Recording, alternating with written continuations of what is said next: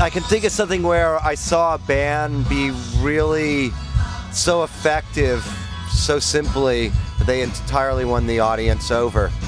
And it's this little strange story, but I went with some guys that I was in a band with, like a kind of punk band, in like maybe 1980 to the On Broadway in San Francisco, and it was like, I think it was like Black Flag, the Minutemen, Meat Puppets. I'm not sure if I'm getting the bands exactly right, but it was a lot of bands that, you know, later people look back on and wow, they were all in one show. But the very opening band was a band called the Butthole Surfers from Texas, and none of us really knew anything about it, and they were the opening band.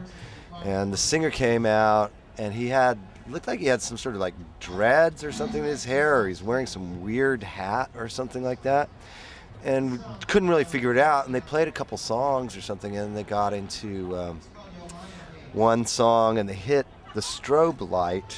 At the same moment, the singer, who had been relatively still up to then, started shaking his head like really hard, like this, and all of these little lines started going away from his head, and we couldn't figure out what it was. It finally dawned on us that he had stuck clothespins to every strand of his hair, and when they hit the strobe light, all these clothespins started coming off and shooting out away, but they were being captured in the strobe, so they were making these perfect little dots and lines.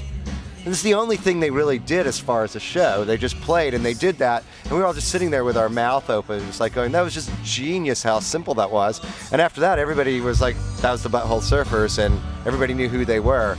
And I thought that was like just really remarkably effective, and it's just sort of one of those things that like makes me think about how rock isn't always about playing, and it isn't always, you know, about sort of the traditional things you think it's about. Yeah.